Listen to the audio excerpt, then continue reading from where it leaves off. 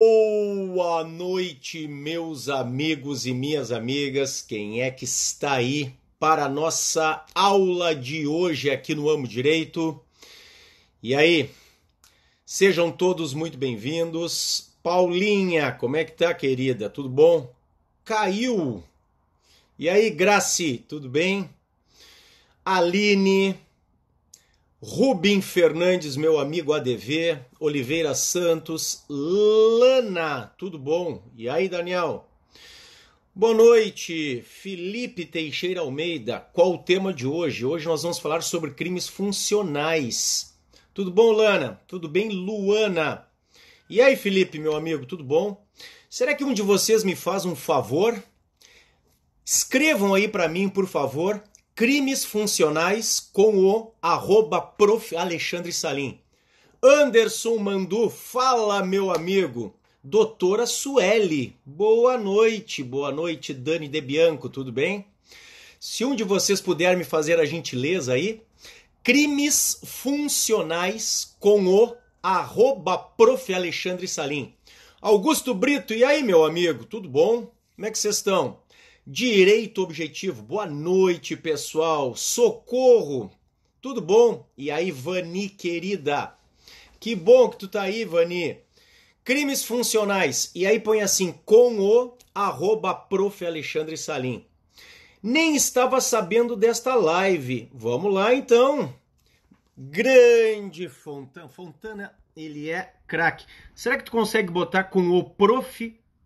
com o @prof. Alexandre Salim, tudo junto? Ah, a Vani já me salvou aqui, ó. Fixar comentário. Já fixei o da Vani. Obrigado, pessoal. Rodrigo M. Flores, grande autoridade policial. E aí, tudo bom?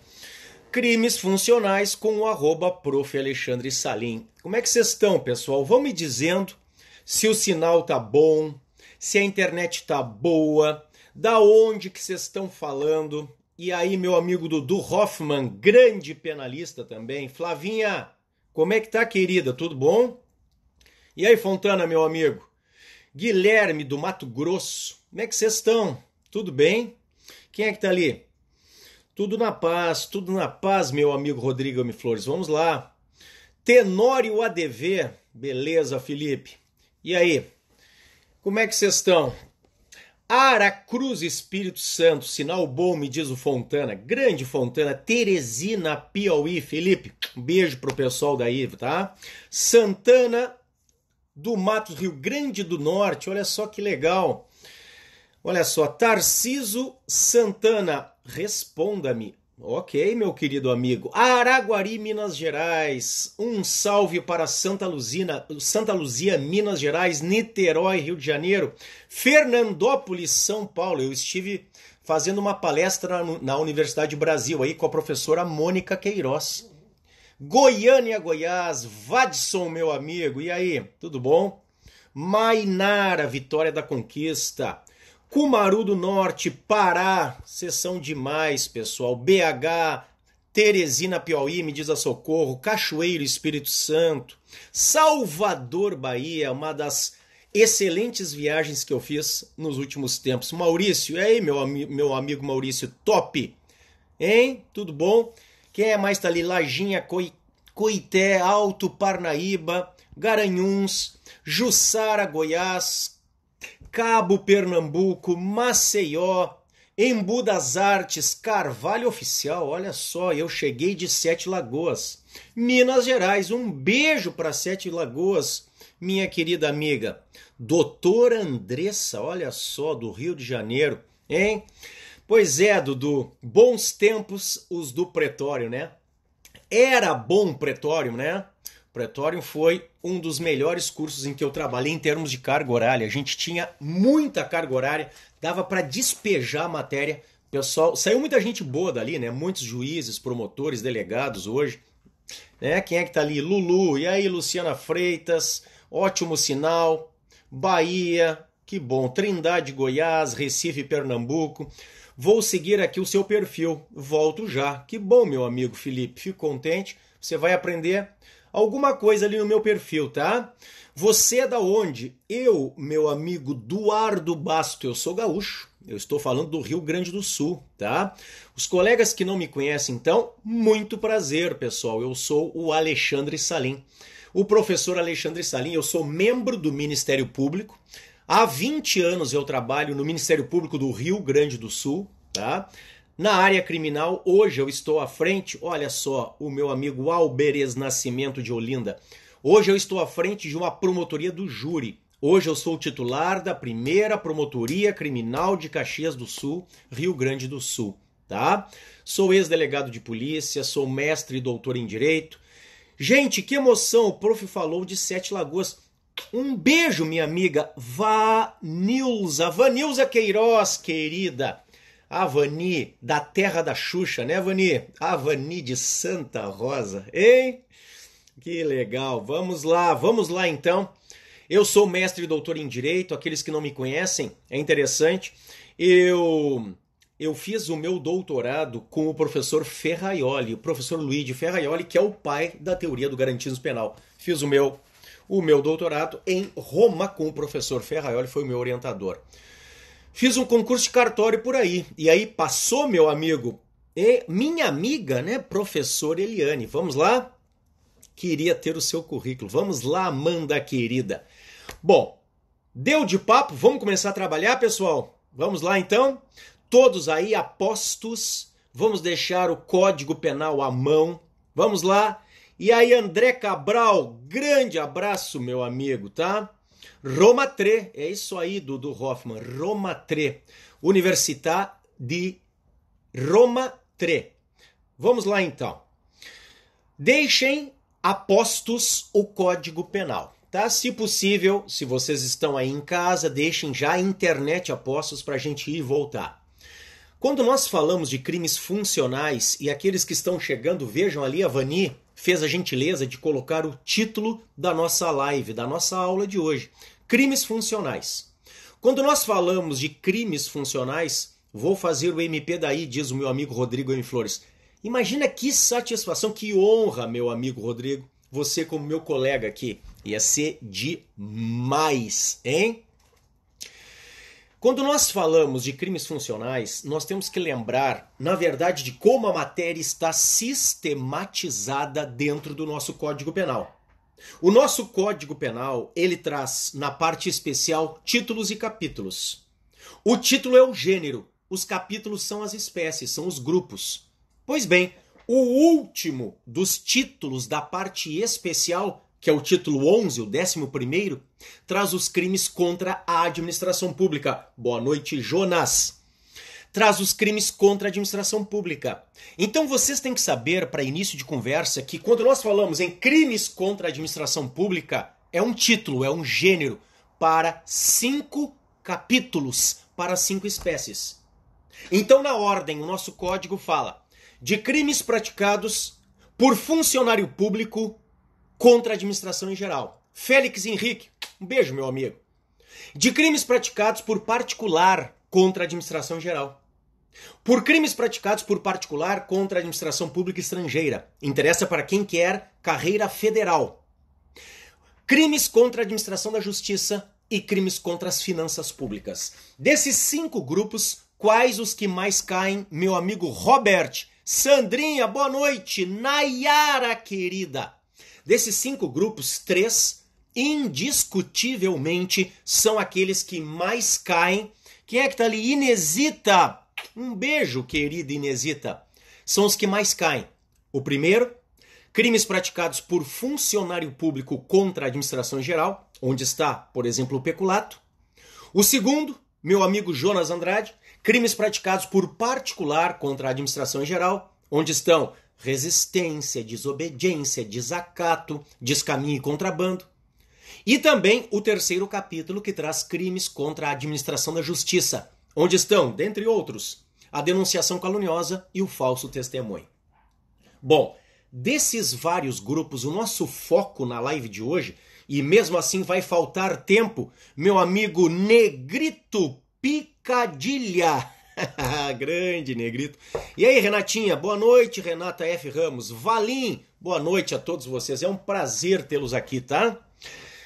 Desses, pessoal, nós vamos focar hoje no grupo mais importante. O primeiro, crimes funcionais. Crimes funcionais. O que são crimes funcionais para início de conversa? Bom, é óbvio, né? Crimes funcionais são aqueles praticados por funcionário público. Estes são os crimes funcionais. Crimes praticados, meu amigo Rômulo, Heleninha, Renatinha, são aqueles praticados. E aí, Jane, tudo bom? Daí, prof, direto de Pelotas, minha terra, isso aí, quem é que está ali? Ah, passou feitosa, né? Desculpa, meu amigo, passou, tanta gente está entrando, dando oi. A Helena, o Adriano, a Débora. Grande Pelotas, né? Onde eu fiz a minha faculdade, na UFPEL, a Federal de Pelotas. Pois é, terra do meu grande chavante, o Brasil de Pelotas. Hein? Vamos lá então. Grazi Santos, Márcia, BM. Crimes funcionais são aqueles praticados por funcionário público. Peterson, boa noite. Flávio, meu amigo de Feira de Santana, boa noite. Crimes funcionais são aqueles praticados por funcionário público. Bom, o que nós temos que lembrar para início de conversa? Que existem crimes funcionais próprios e crimes funcionais impróprios. Essa é para minha amiga Angélica. E aí, Angélica Safra, querida? O que são crimes funcionais próprios? E aí, Vani? O que são crimes funcionais impróprios? Vamos lá? E aí, Giovanni, meu amigo? Vocês têm que pensar o seguinte, a expressão, Amanda, querida, funcionário público é uma elementar do crime. Professor Salim, eu não lembro o que é elementar. Ô, meu amigo Leozinho, esse cara, ele é 10. Meu amigo de Campos dos Goitacazes, grande Léo. E aí, Léo? Bom, vamos lá. A expressão funcionário público, pessoal, por exemplo, pegue o 312, o peculato. O peculato, que no caput está lá o peculato apropriação e o peculato desvio. Apropriar-se de um bem público, na condição de funcionário público. A expressão funcionário público é uma elementar. Elementar, o que é? Lembra de elementar e de essencial. A elementar é um dado essencial do crime, sem o qual ele desaparece ou se transforma. Então pensa comigo. Eu estou te dizendo que existem crimes funcionais próprios e crimes funcionais impróprios. Se você tirar a elementar funcionário público e o crime desaparecer, é porque ele é funcional próprio. Ele é puramente funcional. Exemplo, a prevaricação. A prevaricação está no 319 do Código Penal. Se você retirar a elementar funcionário público da prevaricação, o crime desaparece. Não há prevaricação a não ser quando praticada por um funcionário público. É um crime funcional próprio. Do outro lado, nós temos os funcionais impróprios. Os funcionais impuros, aqueles acidentalmente funcionais. Vamos pegar novamente o peculato apropriação. O peculato apropriação que está no artigo 312, caput, primeira parte. Peculato apropriação. Se você retirar a elementar funcionário público, vira apropriação indébita. O crime que está no artigo 168 do Código Penal. Então veja, se você tirar a elementar funcionário público e o crime desaparecer, ele é funcional próprio. Se ele se transformar em outro, ele é funcional impróprio. Bom, você já sabe que crime funcional é aquele praticado por funcionário público. Já sabe diferenciar o funcional próprio do funcional impróprio. Agora vem a pergunta, vai para o meu amigo Léo. Léo Sabino de Campos dos Goitacazes. Léo, o que é funcionário público, meu amigo? E aí, Vani? E aí, quem é que está ali? Presser! E aí, meu amigo Presser? Ismael, questão certa na prova PCDF. Eu estou preparando forte o pessoal para PCDF, ali no Direção Concursos, tá? Vamos passar nessa prova, tá? O que é funcionário público? Bom, você que está me assistindo com o Código Penal, você, quem é que tá ali? A Lari, né? Eu acredito. Eu perguntei o que é funcionário público. O artigo 327 do Código Penal nos dá uma ideia, mas não nos diz tudo. sobre o que seja funcionário público. Você tem o conceito de funcionário público no 327. E convenhamos, né, pessoal? Apenas abrindo um parêntese. A expressão funcionário público nem é a melhor expressão, é uma expressão até defasada. Se você procurar, a própria Constituição não fala em funcionário público, ela fala em servidor público. Servidor público, agente público, que são as expressões mais modernas. Só que o nosso código fala em funcionário público. Nos nossos manuais está funcionário público. E nas nossas provas, nos concursos públicos, na própria OAB, a banca FGV traz funcionário público. Então, você não vai confundir o nosso funcionário público do direito penal com o servidor público do direito administrativo. São conceitos, são definições diferentes. A definição, o conceito de funcionário público, para nós do direito penal, é muito mais amplo que o conceito de servidor público para os colegas do direito administrativo. Por quê? Porque o que se quer é tutelar de forma ampla também os interesses da administração pública. Bom, o nosso código, no artigo 327 caput, ele vai falar em funcionário público. É todo aquele detentor de cargo, emprego ou função pública. Cuida! Cargo público, emprego público, até o seletista, até o terceirizado que trabalha na minha promotoria, a moça que faz o cafezinho, aquela senhora responsável pela faxina, o pessoal que busca e leva a carga dos processos todos os dias, os terceirizados. Emprego público. Então é cargo público, emprego público, pessoal, e função pública. Função pública ainda que temporária. Função pública ainda que sem remuneração. Ou seja, o sujeito não precisa estar efetivado no serviço público. Pode ser uma função pública temporária e sem remuneração. Como, por exemplo, pessoal, os jurados no dia do júri. Como, por exemplo, pessoal, os mesários no dia das eleições. São todos funcionários públicos para efeitos penais. Agora, muita atenção, porque nós, quando estudamos a fundo a matéria dos crimes funcionais, nós temos que lembrar que existem ainda os funcionários públicos por equiparação. Funcionário público por equiparação é o que está no artigo 327, agora no parágrafo 1º. O 327, parágrafo 1º, ele traz duas partes de funcionário público por equiparação. Na primeira parte, fala em servidor de paraestatal. É claro que a dificuldade aqui seria nós dizermos o que são paraestatais. Imaginem, se nem mesmo os administrativistas entendem, tem um consenso sobre paraestatal, quanto mais nós penalistas, né? Se nem os colegas do direito administrativo chegam a um consenso sobre o conceito de paraestatal, imaginem nós penalistas. Mas há algumas unanimidades. Então, servidor de paraestatal é quem trabalha, por exemplo, em uma empresa pública, em uma sociedade de economia mista, em uma fundação pública, em uma autarquia e em uma organização social. Então lembrem, sociedades de economia mista, empresas públicas, fundação instituída pelo poder público, autarquias e organizações sociais. Se você tem o meu livro, a Sinopse de Direito Penal, volume 3, da editora Juspodium, quando eu falo da teoria geral dos crimes contra a administração pública, eu vou esmiuçar cada um desses itens.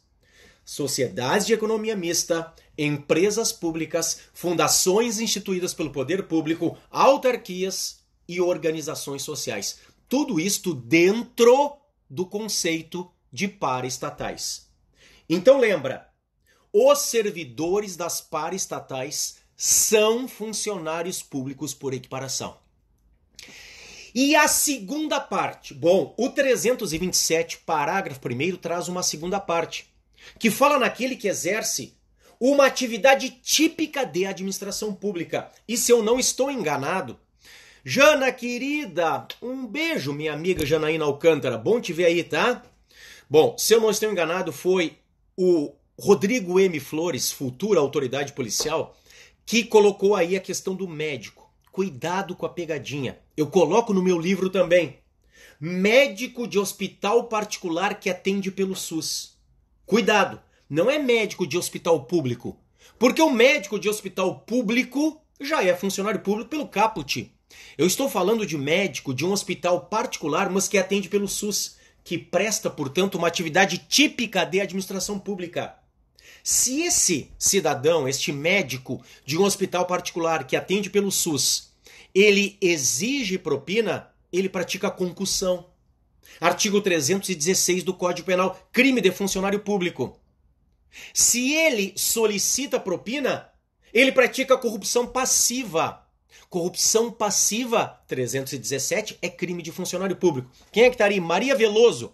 Desculpe, nunca tinha visto seus vídeos assistindo hoje pela primeira vez. Qual é o nome do livro? Maria, você me encontra ali, @Prof. Alexandre Salim. Aí no Instagram, tá?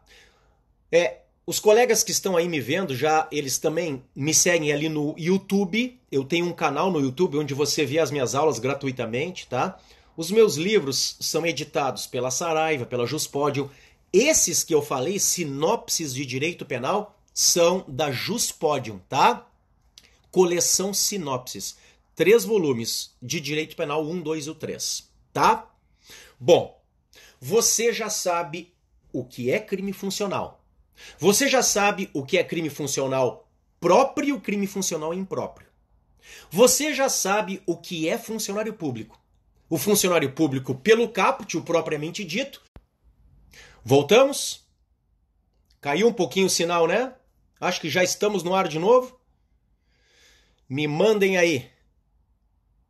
Me digam se vocês estão já... Ó. Eu também, pela primeira vez, estou vendo seu vídeo. Vanilza, querida. Hein? Acho que voltamos, né? Bom, vocês já sabem o que é funcionário público e o que é funcionário público por equiparação. O que nós temos que falar ainda nesta teoria geral dos crimes funcionais? Nós temos que falar, amigos e amigas, do concurso de pessoas. Conheci o senhor casualmente no Spotify. Muito legal. Vamos lá, Emanuel, meu amigo, Robert, Risonaldo. Tá bom, Maria, querida? Vamos lá. Eu trabalho há muitos anos com concurso público, tá? Muita gente que tá aí, a gente ajudou a passar. Crime funcional próprio e impróprio não ficou claro. Madison, meu amigo, se você tirar a elementar funcionário público e o crime desaparecer, é funcional próprio. Se você retirar a elementar funcionário público e o crime se transformar em outro, é funcional e impróprio, tá? Uma questão que sempre cai, Fontana, me diz se não é verdade. Rodrigo M. Flores, você que está aí com vida louca de concurseiro, né? Me diga se não é verdade. É a questão concurso de pessoas. Eles vão trazer para sua prova um caso em que um funcionário público e um particular juntos praticam um crime funcional. Vamos imaginar então que um funcionário público que trabalha em tal repartição pública, ele pede ajuda para o irmão dele, que não é funcionário público, é um particular. E eles juntos entram na repartição pública deste funcionário público e subtraem os computadores daquela repartição pública. Não há dúvida de que, se o servidor público, se ele praticou aquele furto se valendo da facilidade que lhe proporciona a condição de funcionário público, isto é peculato furto. O peculato furto, pessoal, está no artigo 155 é furto. Está no artigo 312, parágrafo 1º. Então vamos lá. Se um funcionário público pratica uma subtração valendo-se da condição, valendo-se da facilidade que lhe proporciona a condição de funcionário público, ele pratica peculato furto. 312, parágrafo 1º. A questão é, e o particular? O Ismael diz que responde por crime funcional. Esta é a pergunta que não quero calar. Quero a resposta de vocês. O particular que ajuda o funcionário público pratica crime funcional também? Olha ali. Olhem a resposta do Fontana. Particular mais funcionário público. Se o particular conhecer da qualidade de funcionário público, o particular responde por peculato furto. Até parece que esse cara foi meu aluno. Só pegando no teu pé, Fontana, meu querido amigo, tá? Hein? É isso aí, pessoal. O Fontana matou. A resposta passa pelo conhecimento ou não da condição funcional do autor que tem esta prerrogativa. Então, falando de uma maneira mais fácil, se o particular sabe que está ajudando um funcionário público, o particular responde por crime funcional também.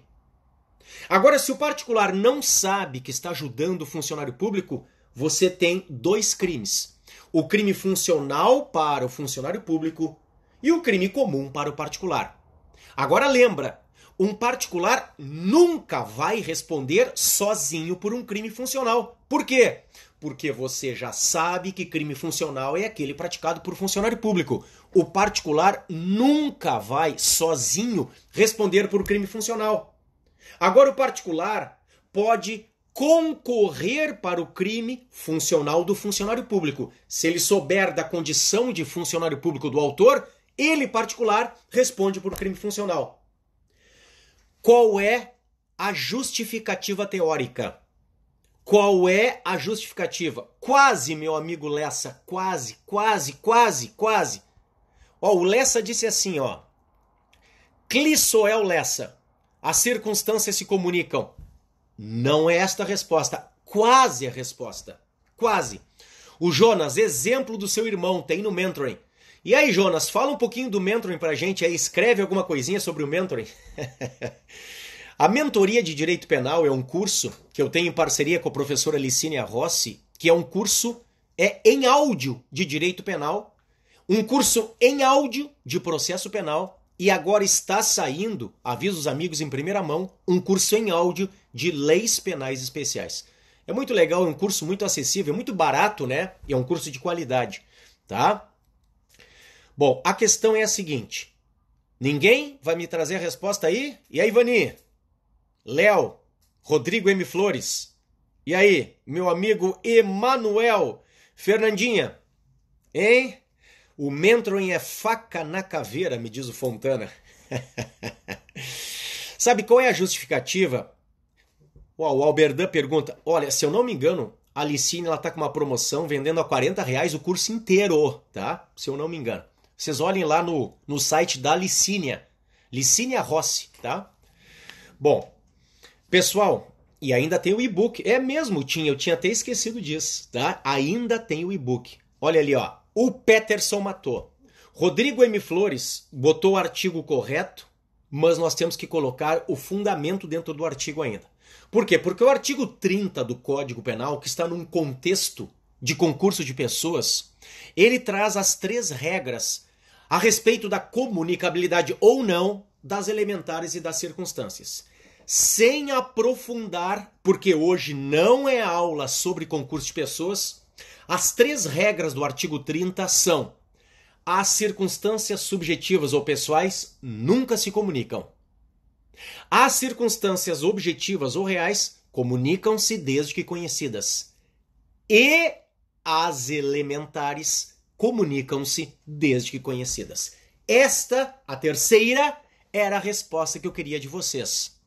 Eu disse ao começo da nossa live de hoje que a expressão funcionário público é uma elementar. As elementares, quando conhecidas, se comunicam. Então, se o particular sabe que ele está ajudando o funcionário público, ele, particular, também responde por crime funcional. Por quê? Porque a elementar funcionário público a ele se comunica, se ele souber da condição de funcionário público do coautor. Tá? Outra questão muito importante quando nós falamos de crimes funcionais diz respeito ao princípio da insignificância. Quem é que lembra aí do meu macete? Coloca aí o meu macete para nós lembrarmos dos requisitos objetivos do princípio da insignificância. E aí, Júlio? Lembra? Qual é o meu macete? É o nome de uma menina. Lembra? Pelo menos é o apelido dela, né? São 4 letrinhas. Quem é que lembra do meu macete para nós recordarmos os requisitos objetivos do princípio da insignificância? Grande Jana. Grande Félix Henrique. É isso aí, meus queridos. Quase a Maria. É a Mari, cara. Ei, Rodrigo. Isso aí, meu amigo Lessa, Mari, Rodrigo Brasileiro. Isso aí, Peterson, Joelma. Vocês são demais. Mari. O M é de mínima ofensividade da conduta do agente. O A é de ausência ou de nenhuma periculosidade social da ação. O R é de reduzido grau de reprovabilidade do comportamento. E o I é de inexpressividade da lesão jurídica provocada. Agora vem a pergunta de $1 milhão, hein? O reincidente, segundo o STF, ele pode se valer do princípio da insignificância? Ou a reincidência por si só impede o reconhecimento do benefício? E aí, pessoal? Tá certo, Rodrigo, a tipicidade material. O princípio da insignificância, uma vez reconhecido no caso concreto, exclui a tipicidade material. A questão é, se o sujeito é reincidente e subtraiu um bombom sonho de valsa que custa R$3, ele mesmo assim pode ser beneficiado? Se ele for reincidente? Sim, não, sim, não. Não impede, gostei Fontana, gostei Vani. Não impede, Rodrigo Brasileiro. Vocês estão atualizados. Por quê? Ó, específico impede, diz o Jonas. Por isso a Maria. Boa, velho. Muito bom, tá? Pode sim, diz o Guilherme. Olha ali. Bom, o STF, pelo pleno, se manifestou sobre isso. E ele disse, o pleno do STF, a reincidência por si só não impede. Cabe ao juiz analisar o caso concreto. O que tem ocorrido? Um de vocês, desculpem que eu não peguei porque passou muito rápido, falou em reincidência específica. Hoje, na prática, a reincidência específica vem impedindo o reconhecimento do benefício. Hoje, na prática, por exemplo, a questão do criminoso habitual, daquele criminoso recalcitrante, daquele que faz desses pequenos furtos, dos furtos de bagatela, o meio de vida, isso na prática vem impedindo. O STF, então, teoricamente, vem dizendo, por si só a reincidência não impede. Mas nós temos que analisar o caso concreto, tá? Bom, saio do princípio da insignificância em si e faço o link dele com os nossos crimes funcionais. Há uma súmula do STJ, a súmula 599, que nos diz que não cabe princípio da insignificância em crime contra a administração pública. O crime contra a administração pública impede o reconhecimento do princípio da insignificância. E se eu não estou enganado, foi o meu amigo Fontana que deu uma resposta interessante ali. Por quê? Você tem que pensar que esta súmula ela foi feita visando os crimes funcionais. Porque eu volto ao que eu disse ao início.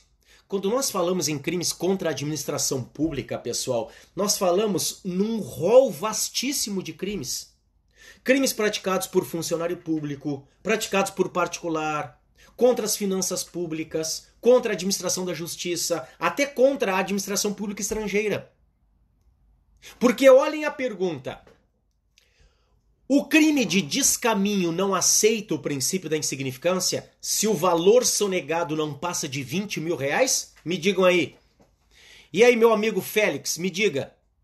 O princípio da insignificância não pode incidir no descaminho, artigo 334 do Código Penal, se o valor sonegado não passa de R$20 mil? Pode.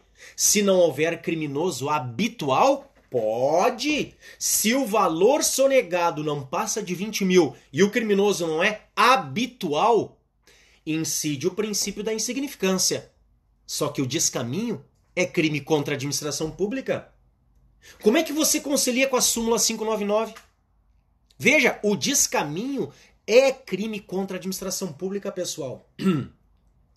O descaminho, ele é um crime praticado por particular contra a administração em geral, mas é crime contra a administração pública lato sensu. Então veja, a súmula 599 do STJ, ela foi pensada para crimes funcionais.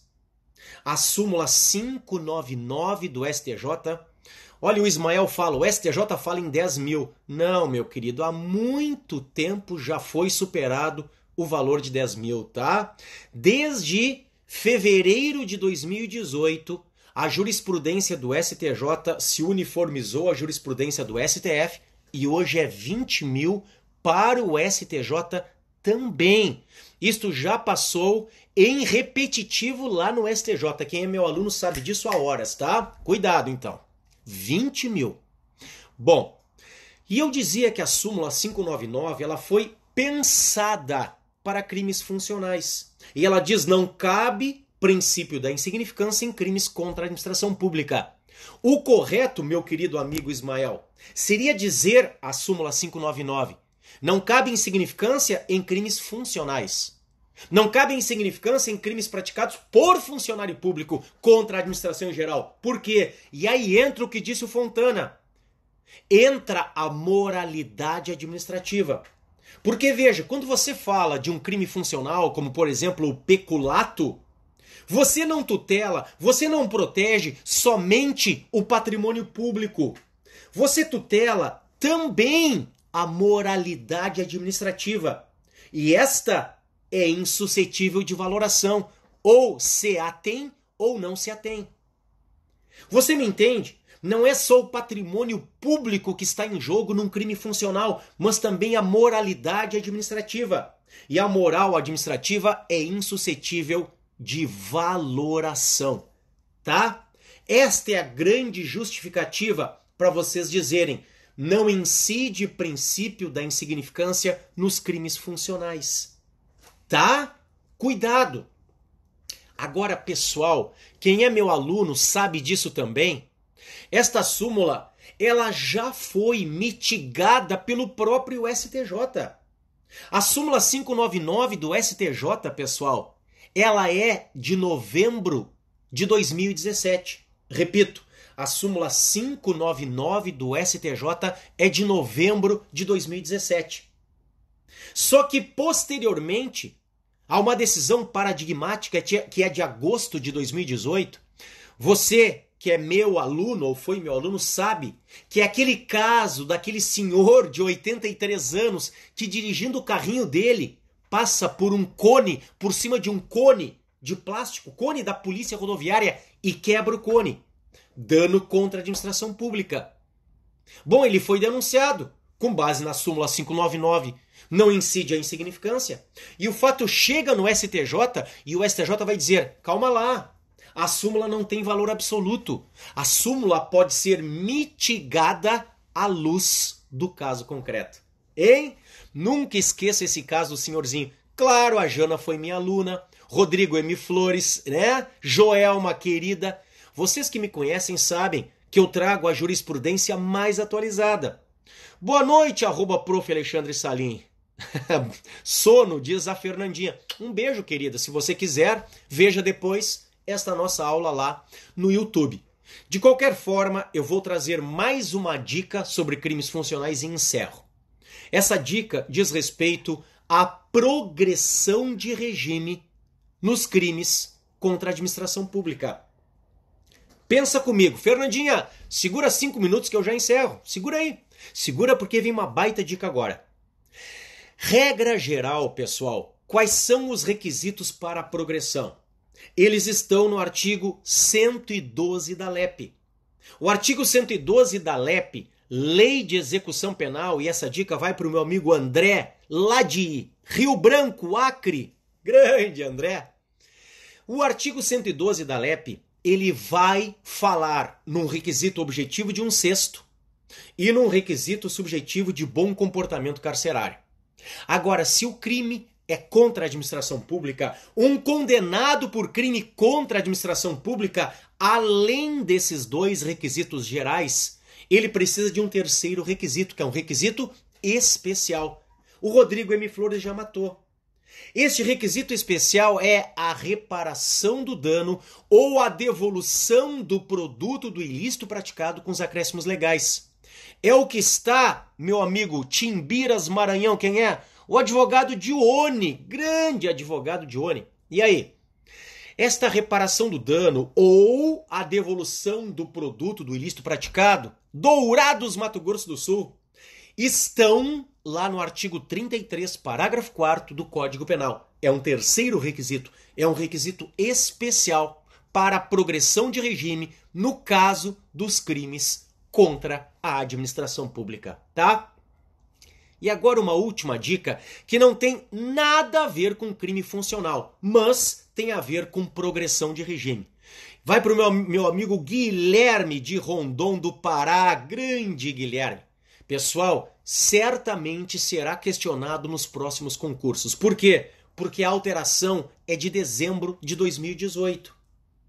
Esta alteração está hoje tanto no parágrafo 3º do artigo 112 da LEP, quanto na nova redação do parágrafo 2º do artigo 2º da Lei dos Crimes Hediondos. Se trata da mulher gestante ou mãe ou responsável por crianças ou pessoas com deficiência. A mulher gestante ou mãe ou responsável por crianças ou pessoas com deficiência, dentre outros requisitos, porque são requisitos cumulativos, ela tem que cumprir 1/8. Não é nem 1/6, artigo 112 da LEP, nem são os 2 ou 3/5 lá da Lei dos Crimes Hediondos. É 1/8 para a progressão, tá? Além de outros requisitos. O crime não pode ser com violência ou grave ameaça à pessoa, não pode ter sido praticado contra filho ou algum tipo de protegido, descendente, representado. Ela tem que ter cumprido 1/8 da pena, ela tem que ter bom comportamento carcerário, tem que ser primária. Ela, pessoal, não pode ter integrado organização criminosa. Leiam, por favor, assim que eu encerrar a live, o parágrafo 3º do artigo 112 da LEP. Isto certamente será objeto de questionamento nos próximos concursos. Tá? Vocês me encontram aqui no Instagram como @prof.alexandre_salim. Esta nossa live vai ficar disponibilizada pelas próximas 24 horas aqui neste perfil tão bacana que é o perfil do Amo Direito, tá? Depois eu coloco lá no meu canal do YouTube, tá? Estamos juntos, contem comigo aí, tá bem? Foi um prazer, pessoal, ter estado aqui com cada um de vocês. Falamos de uma teoria geral dos crimes funcionais. Acho que um próximo tema da próxima live pode ser os crimes funcionais em espécie. O que vocês acham? Aí a gente fala do peculato, fala da concussão, fala da corrupção passiva, fala da prevaricação e de tantos outros que estão entre os artigos 312 e 326 do Código Penal. Tá bom? Boa noite a todos, um beijão e até a próxima.